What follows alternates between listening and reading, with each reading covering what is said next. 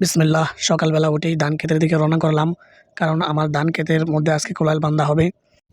ধান খেতে এসে দেখি ক্ষেতের মধ্যে এক্সট্রা ঘাস জন্মেছে। সেই গাছটির নাম হলো গায়া ঘাস। অবশ্যই আপনাদের এলাকায় কি নামে পরিচিত অবশ্যই বলবেন। যে এই গায়া ঘাসগুলো ক্ষেতের জন্য ক্ষতিকর, পানিও টেনে নেয়, সারও টেনে নেয়। এই জন্য এই গাছগুলো উবড়িয়ে ফেলতেছে। এটি ক্ষেতের জন্য ক্ষতিকর, এগুলা রাখা যাবে না। এখন হেঁটে হেঁটে এই ঘাসগুলো কিছুক্ষণ উবড়াবো।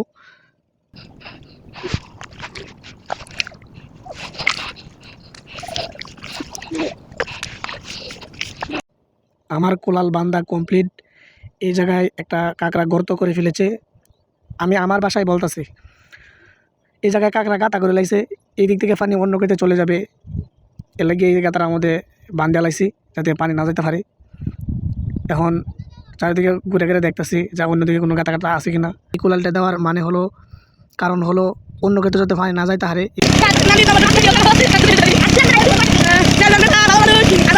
এই পিচ্চিগুলোরে বলছি ভিডিও করার জন্য, হেরা ভাষণ দেওয়া শুরু করছে। আজকের মতো কাম শেষ বন্ধুরা, এখন আমি বাড়ির দিকে চলে যাব। খুবই খিদা লাগছে। আল্লাহ হাফেজ, ভালো থাকবেন।